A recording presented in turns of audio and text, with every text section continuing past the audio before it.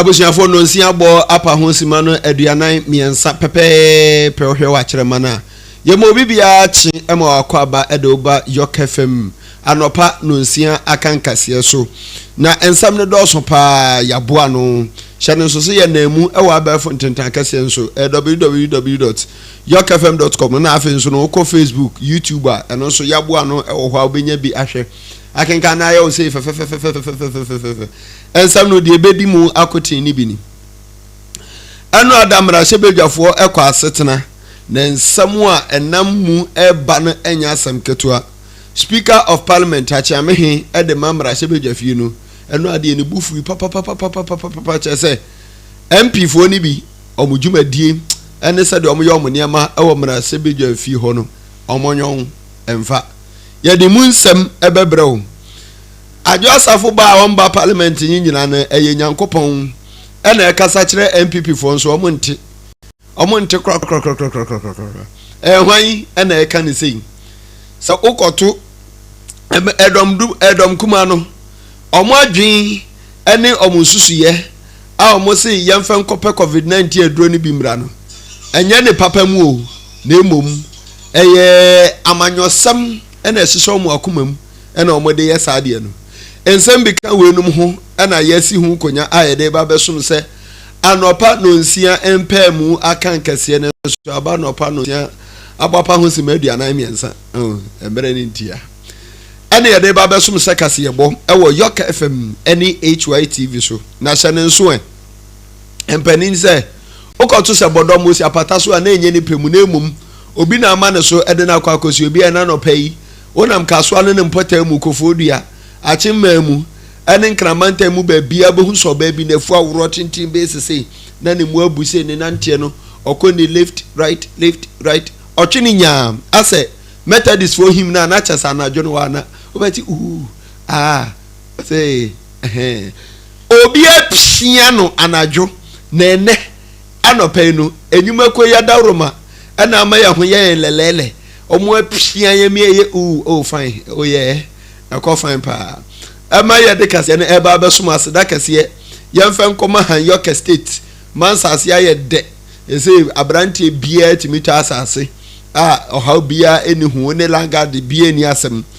Adams boutique ntade aye fe eni da ho utimi se cotton papa ene e de aye fabrics no fine pa otu abesha che eno omukura mu na enipa adwuma ko mienu no eye baakofo ene di sa adwuma no ntino ode ahomatorofo no baakope na ode ye adwuma frɛ 0243 708 485 0243 708 485 Sarabov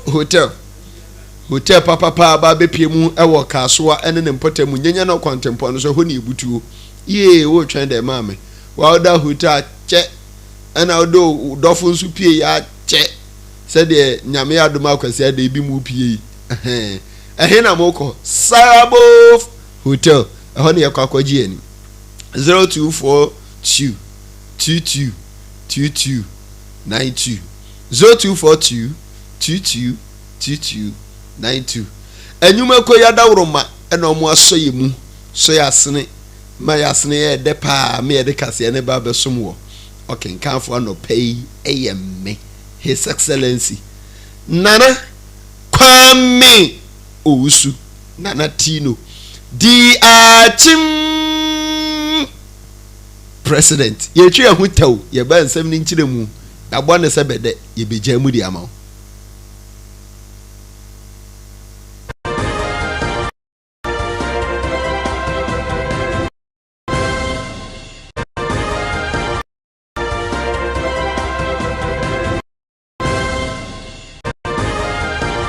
abusianfo ya mu akwaba pi echia opa se afi ana odi wafidie na to ye ka o se ahaye YORKE FM na bra ya bepiem ewo waboboa no u TV so ene u phone so ahwe anim hwe anim han de eno no aseda kase ne ye HYTV dia omo na atabri yan de ne na momframam sa akonoma wafa akokoba ne on nenam wiem sa hiri na ama na ne subiri na kopedua bi so no de nesi no awe no tutu ne nsuru nyina to agu nti yatabri ya ase ye nisubri ya de aba bepiem wo phone so a ye tututu nsam ne man aseda kase ne HYTV dia ye nsem no ase ye sase ne ye sase afri omamu mrahye bedwafie eno a won kwa asetena na wobehwe a parliament ne ye nsaka no ebi nsi da Ghana bakwase mu si ebenya parliament a ahange a chese afane afanyina no tinton tan omo ye pe ba ko pe eno oye konten kro no aba be frem o se me de meko me de maho ade beta we no mu achi saa na ye no nanso se ye benya mrase bedwa atise ta ase eno a Manchester ball no 1-1 draw obi anhye no yonko saa ne de ebi nsi da enti ama omudwumadie no ayiri se pampi ase kan tete ho no dekin bet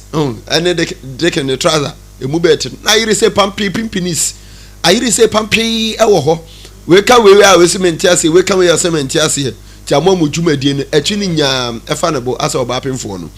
enu na mrase pani a ono na da mrase bedwa nyina no achiamehene right honorable Alban Kings for Smana Bagbin agaza na say hey modwumadie ni mo niam bi wo hono a ensam fatakora mempempempempem asan kwada de na mo ya niam tantantan sei na matena mrase bedwa ma chemfie petepepe adodan kwa kufu adokora abre so na mene nhyase mo ya mo niam tantantan sa hey sama hwe yi a sesei omo aye bambofo aye adwuma wo mrase bedwa fio ne from say masha mo bet na mo ntwi mo seed bet no mo nfese mo nsese mo niam aye fan esan say enche bia no say eniam bi say da so koso a mewo MP ni bi nkonsa na mo aso wo mo de wo akwa kogina say ni bia na mo di wo mo asem because say suban time papa emfata mrase bedwafo. You make me sick.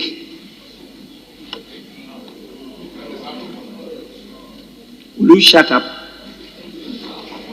You rule out of order in the house.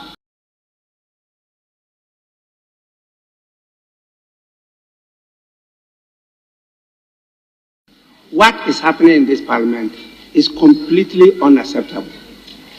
And I'm not sure you have appreciation of the temperature of the country. Neither am I sure you know the arduous nature of the responsibility that have been placed on your shoulders. You are all mature adults. What I'm talking about is still happening. The Marshal Department, get ready. I'll be compelled to get a marshal to get people arrested and sent out. You are saying, hey, Parliament is not a place for joking. It's a place for business, serious national business. The parliament we are in has never been in Ghana, even Gold Coast. This is a different type of parliament. We might be prepared to change, to accept the decision of the people and work together. You make me sick.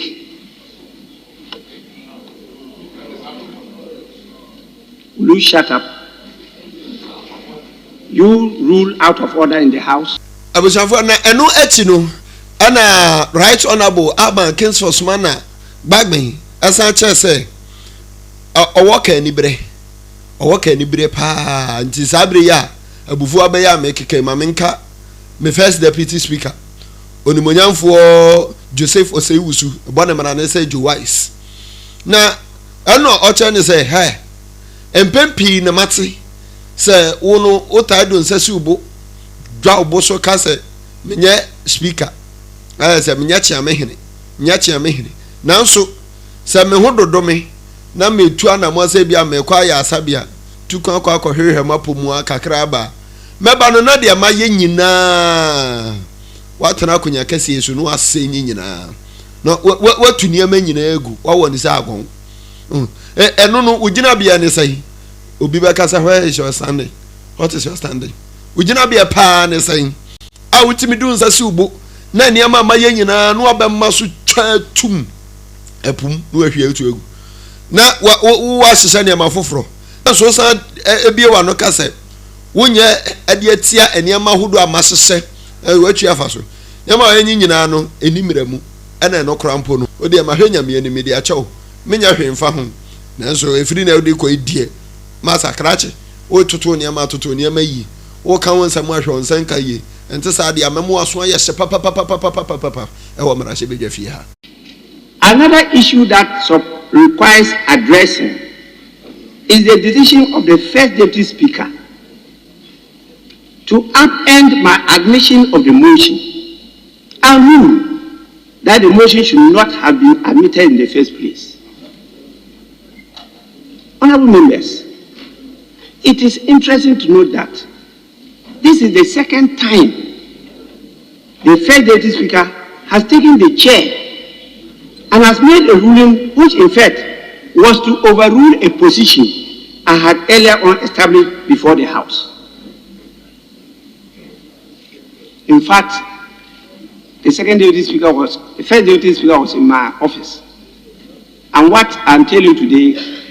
I told him before he left to the airport. The first deputy speaker has contended,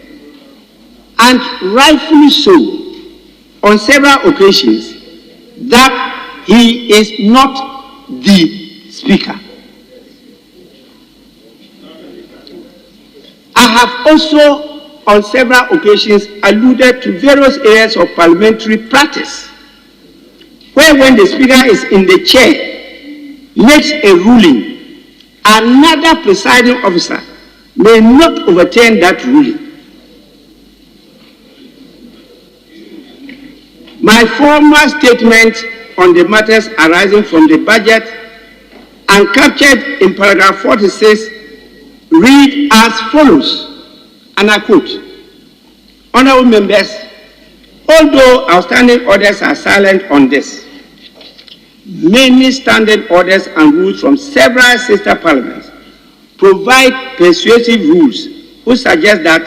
when deputy speakers or acting speakers are in the chair,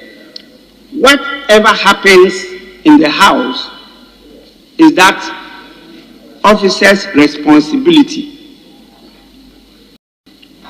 And the speaker cannot be called upon to overrule it.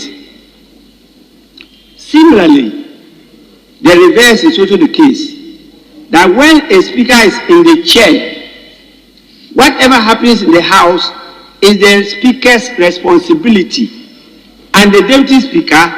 or acting speaker cannot be called upon to overrule it, unquote. That was what I read to the House that day. The penchant of the first deputy speaker to overrule my rulings is, to say the least, unconstitutional, illegal, and offensive. Ghana Yemra Sebedwam Achiamehini, Right Honorable Alban Kingsford Smana Bagbe, Ena Okasa yi na ebufuomu o chereche nsemu no. Na enra wobra mu wie omo asetena pe ena donkum ano se he nsanchorofo omo osuro nyina mu nsane na momra fom ha ne ene mo nkasa ne ne obi afa ne camera dimirika we afa ne kok ne eko hia mo ase ho. Na say mosem won sam ka no se nsam kakra e wokani na nsan nanu mu moti ya finance minister onumonyamfo Ken Ofori Ata ebe kasa chere se yanhwe na 11 yanya ntuma sika ya na aban etwa ede koma assembly ni se no no mfa mu assembly ni ho bra no ade a ebe gigon emfa omonyon ebeti atum enti sa yanyi 11 na ntuma de ebesie no na no akoba no sanso de anache se ade mpuntunyuma pa na nya de ebebekọ assembly ni so da na no ena pani a ogina edom kuma no anamu ekasa ye eye omoba no dani onimonyamfo Haruna Idrisu akasa se he sansam nyina mumontu ntwene se moti a monwo ne se gon as a born na akwa no wa pele ede ato turo no ebeko godi enkan kokona monwo ntwene kra na nya de a nsam no kan esisi so na kanea na 11 ma ye no na Ghana yemfa sika yentwa sika mfa nkoma assembly no ama omuntimi mfeni omujuma na 11 kwa na ebetimi ama assembly na enya sika de akwakodi omujuma na sansem no ensuonim enti monte abomonto ntwene. He is reported to have said in the Upper West region that pay e-levy for me to be able to pay the District Assembly Common Fund. Ghanaians should dismiss him with utmost contempt as an insincere minister who is not upholding the values of the provisions of Article 252 of the 1992 Constitution, which requires that 5% of total revenue is dedicated to the District Assembly Common Fund. He is in arrears from 2018 to 2019 to 2020 to 2021. He is in arrears of over 2,133,000,000 Ghana cedis. Yet he has been collecting revenue, and just a dedicated 5% of that revenue, as is required of him by the 1992 Constitution, he has not made it available. That is why many regional coordinating councils, district assemblies have become dysfunctional, because they do not have the basic resources to run effectively. So he should stop misleading the Ghanaian public using District Assembly Common Fund as justification to impose. Abusafo nipa yehwani edom kumano eba no dani odimonyamfo Haruna Idrisu na okasa yi yeto akase ebo no so wo ninsam kaye na mu no osan ekire se watete omode omonam na omotete se de anano Castro kura de bonyo no enam ne yetete obetipe omonam na omotete se MPP for ekeka se NDC afin pimienu ne aduonu yakwa koto aba nkrato omutintim se eno na Ghana fo nkenka na omonhwe omotirimu po omode ba bebu oman sa Ghana fo hu omomobo na nyankopon gi omotum na Ghana fo koto aba mom se wi ni omode bebu oman no enie omotirimu po omo ofa oman ne hu nyina enie buroni beka ne se manifesto no omode omotete se MPP fo bi keka se na sa e-levy ewo omo manifesto mu no se hey wane itwa santro no wane koto aponche na oyi ne hunhum anyina na odi odwan fita ne hunhum adura ne ho na odi be kire mo se we odwan he owi a sent ne kura be ka to se ya aponche enya no kura da obi a ti a omo to ntwene enya no kura se omo kofa e-levy edi se omo manifesto mu 2020 se omo ba na nka yo mutiri mu pokura so mbagigi e-levy na omde ayo oman no omde omo ansi gina ebia sada onimonyamfo Haruna Idrisu yenkotie. They have also made very strenuous and ferocious effort to say that e-levy is mentioned in the NDC manifesto. I say authoritatively, electronic transfer or electronic transaction levy of 1.75% only got introduced in Ghana the first time by Ken Ofori-Atta, nothing more. If you have any page where you see electronic transactions or electronic transfer levy of 1.75% of the NDC, share it with me. And he is not the only person globally. So he has a record. Nowhere in the world have you had any introduction of this levy even at 1.75%. When he says our neighbors, Kenya is not our neighbor, Uganda is not our neighbor, but all of them are within the limit of 0.5 to 0.2, even as this is failing them in those jurisdictions. Abusafo nipa yakohwe ni edom kumano eba no dani odimonyamfo Haruna Idrisu na yenson fru eno achi no na dom dodo no nso yese MPP fo no enso yese he se mawie omo a mo de momra ye ne ke ye dom dodo etwase edi conference ntrofo nsiamu nanso mo de mawie omo a momra ye wasam ka ne edi kamera dimrika ne ne yekoe ena omo nso eka kakra na pani a ono nso gina dom dodo no anamu ekasai eye edom dodo no eba no dani abedi akiri deputy majority leader onimonyamfo Alexander Afenyo Markins onokro yanso no ye afutu emra shebedwani no chese aya wo ha obeti se NDC fo ekasa chese omo de ase omo pe nka covid-19 aduro no kiem kofa bebre na mra no yentututu ne yie kofa covid-19 aduro bebre na mra na nka yemfa moa na covid-19 pane yenwo no pi no man obia ehun tori yemmo ehun ban free covid-19 ena onimonyamfo Alexander Afenyo King ka se he sa ensam na yo mo kanyina no nim se enfiri o makomam ayete se oba dada wo no nanim de ye okare nanim de manyame sompa nanso emu ahoɔden no oboa wapa ba no okare nanim hwere nza aso odo nso oboa na akoma mu pa de o papa wo ho ne ba bewa we ogigi wadi nti ofra okura ide ode ato so Mr. Otia nkasa nso wo ho na wohwe NDC amanyoko na Mr. Otia no mo ye no omboa sansem we nyina na amanyosam papa efiro mu akoma mu da se omo de omo wo pepa e de mo man no se omo nyanya na nke akwaji covid-19 no no bebre di aba nyina amanyosam aye broni be kan se propaganda no enya de a omanfo no yete a yenso musa. So we simply think that our colleagues are being overly partisan. It's part of their preparation towards 2024 and decreting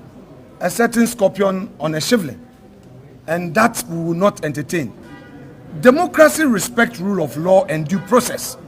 That is the only way democratic principles can be sustained. We can't do it haphazardly. We can't do it as and when it pleases us and as and when it suits us. So to us, everything about public expenditure is a matter of public record. This house approved certain facilities. This house mandated government to spend certain monies. There is no way in this day and age with the gift-me system government can spend and hide. It's not possible. I repeat, there is no way government of Ghana can take public funds, spend and hide those expenditure. It's not possible. Circumstance. It is a constitutional bona fide of the Auditor General. When the Auditor General is done with his work, he would bring a report to us. That is why the Public Account Committee is there. When the Public Account Committee does its work, in fact, the Public Account Committee has a mandate after perusing the report to set up further committee to investigate and to look into other matters flowing from the issues that they've identified. So I think that we should move one step at a time. It's not a matter of blocking them. We rather think that they want to usurp the powers of the Auditor General. We think that they want to, as it were, bamboozle their way and then create a certain impression that, oh, there is some... Abushanfo nipa yashani aye efutu mrasebe dwani nokoro yanso no kopiemu mrasebe dwafia ono no ye dom dodo no eba no dani abedi akire onimonyamfo Alexander Afenyo Markins na yanto akase ebo no so ye ka wo se kase ebo nyina no enyuma ko aso yasene me de brew na wanzu ani agi na wanya bi hwe na wutie TV no so ama ontimi nsore mfiri hu nkwa adwuma no nyina aseda kase ne yemfa nkoma YORKE State YORKE State se wa mansase ayefo papa ene abrantie kuma binu anya asase ena se anya ye YORKE State nso a nanke yekoto asase na yesi dan a wo kwa akotu foundation obehu sankofo bi aba almost digging fee wo sase se wo si dan na o se edan si fee o boso abosun fee so wo ye edan no painting class painting fee se nyame ya wadom na se wo koto tas asitasin fee wakwa akofa enkonya so aba begudan me enkonya gudan mu fee ese edan bibia wo ye wo hu bia no ade awo ye fee yetua ni nyina ye landguard for ena baba je sa ne ma no watua sika ma se wo hu me korete unya ya na nko adwane ajadan ho no kora wu dwane mpo e baji adwane fee adenti na wo ye sa me pa cho sorry free ho jiwusika na bra ne yemo yemo osika yemo asase a eho dwo krakrakrakrak untua fi bia two foundation na wusu den no ansa wo kwa no wa ase kraswan ni aye exam sa wie na teacher mark no o otimi twa no sa so mo nsedenti mo ntenti YORKE estate Adams boutique ntade ade kinkan news wa ha nyina tim say yes efata yen pan ye dedem kama Adams boutique na ma ntade no nti abrante afi na akwaware na akotontoma ne bo den ase ebo emwa untimi nye scam fan show ba no me pa cho dan wani kire Adams boutique ya mount ade ani da ho a obetim dia ye wadi wi abeto ama ensesa kora san aka oni oba ne da fie na mo da mpem a de obi da mpem no pay wani gisa Adams boutique enyuma ko emi enu nyina na ba akofo de nti ahomo de di djuma na 0243 708485 0243 708485 Srabo hotel so ekura yimubi yanto akase ebone so ye to aso ani ekwa kowie ewo mrase bedwani a ojiramu ema de hye watamare onimonyamfo Muntala Muhammad sallallahu alaihi wasallam kanene sananke bekan na ochese onimonyamfo Sara Adwo Asafo na nse oma mrase bedwafie ana kwa akodi obi maso na obeba kura mpo so oba beto aba yametu 11 hu aba agese yafa yamana private jet ene gidigidi ne de akwakofa na ba ene ehun nsam a epiepie ba no eye osuru nyankopon Allah sallallahu alaihi wasallam ana okasa edefa Adwo Asafo so ede kire MPP fo ene edom dodo na ewo mra hyebedwafie no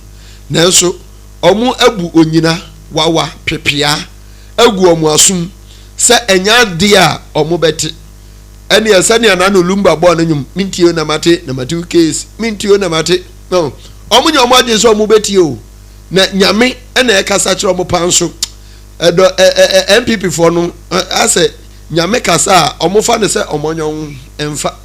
omu ntie omu fi kura na omu awo pane na yenhwe se de onimonyamfo Muntala Muhammad eka ne nsem no kirechire musefa de ntia o kan se nyame kasa kire MPP for so omuntie no we kire se mo afeli were in Ghana. They still cannot have e-levy pass. God is speaking to them in a language they are failing to listen. God is speaking to the MPP in a language. Yes, but they are failing to listen. He knows. And I don't want to put certain information out here. If Adwo Asafo were to be in Ghana, they will still not have the numbers. And he knows it. How so? He knows. How so? Explain. God is speaking to them in a language they don't understand. Look, the MPP has 137. If you add the independent, they have 138. Yes. You have the majority, the chief whip, the majority chief whip, my good friend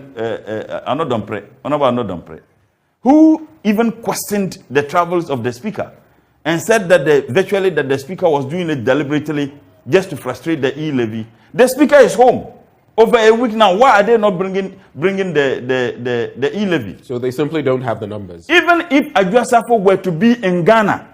they will still not have the numbers, and he knows. The MPP people, they know. Abushafo ni pa ye kohwe ni tamare mrashebejani odimonyamfo Muntala Muhammad ena ye kohwe ni no tu MPP fofo no na aha na berebe ma kwan makase nsama hudu ekoso oman mu mrashebejafie ene oman ni ntwuro ne ntwuro da so nyina ya boa no de besom se anopa no nsia empemu akankase wo YORKE FM ene HYTV so no ye de aba no awieye ensam no de di mu akoti ni bi ni ye hyase efiri mrashebejafie achiamehene ade ma mrashebejwa aye right honorable Aban Kings for Sumana Bagbin kire se eni amon hu sama ekoso mrashebejafie no Ghana fo ani nye hu nti amon no so ahye ni nkuran na sese di obeyene se wo mrashebejani a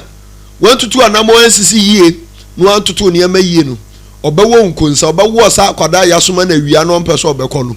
be pia wati kwasi abonten ama mrashebejwa bambo adwumakuo no wona ebo ban wo mrashebejwa fie ho no omo adi umu se kabo ene edanta wasene ma ede wakọ akopie mu omra asemni bia na one mra no akọ akodi onsoso sebi nse hu so ye free ho no ye bai edom kuma no ayɛ nsɛntwerɛfoɔ hyia mu kasa sɛ e-levy sɛ yɛanyɛ ntomu a ɛno ɛnsi kwan sɛ mɛnsi no sika yɛtwa de mu ɔmo sɛ ɔmo mfa mu ɔmo mɛnsi no ho bra no yɛntumi mfa nkɔmmɔ mu no finance minister sɛ mo ɔka ne saa no mote a mo mmɔ ntontwene mowɔ n'agɔn asɛ penalty no mowɔ ntontwene koraa na ɛnya de a ɛbɛfa ɛno no yɛgye to mu a ɛnyɛ yie abusua nsɛm bi ka wei nom ho ɛna yɛsi ho nkonya ɛde bɛsom sɛ anɔpa no nsia mpaa mu aka nkɛseɛ ɛwɔ YORKE FM ɛne HYTV ɛso enyima kɔ yada woroma na ɛsɔ yasene yɛmfa seda kɛseɛ ne nkɔma han YORKE state ɔman sase ayɛfo Adons boutique ntadeɛ n'ani da hɔ Sarabo hotel yɛkɔyɛ wedding ni wie hɔ ɛna ɛbɛkɔ akɔgyegye yɛn ho ɛsan sɛ mpa no ɛso yɛ kama so woda so a ɛdɛdo sɛ ya nti wo yere ɛde ne to mpa ne mu a otimi sɛ yes bɛɛma mu otimi yere ne yie paa nti ayɛ ayere wo yere wɔ hɔ ɛda ase 0242222292 ɛyɛ Sarabo hotel nyenya no kwantempo ne so kaso ɛhɔ ɛna ibutu na aseda kaseɛ ɛmfa nkɔma producers a produce yɛ ɔkamafo Clement yɛsɔre so pɛ ɔbɛsan tena ase hwɛ wa produce news bebrebe we nyina wie yɛ asan bɛtena ase na yɛ morning show ɛne asɛm ketewa YORKE morning ɛso enie sɛ menhyia da triple action ɛbɔ yɛ kingdom Mr. Owura ne Owura yere Mr. and Mrs. sa akɔdeɛ ɛnso ɛyɛ executive producers a ɔmo so ɛbɔ yɛ kingdom ma yɛde kaseɛ ne ɛbɛsom afei adwumayɛfoɔ nyinaa ɛnso ɛyere yɛ ki pampe ɔkenkanfoɔ anɔpɛ yi ɛyɛ me His Excellency Nana Kwame Owusu Nana Tino the Achim President yɛtwe yɛn ho yɛba ɔkamafo Clement ɛbɛtena se na ɔde anɔpa nsɛm ahodoɔ a ɛkɔ twi ɛkɔ brɛma no ɔde nyinaa aba abɛso mu yakra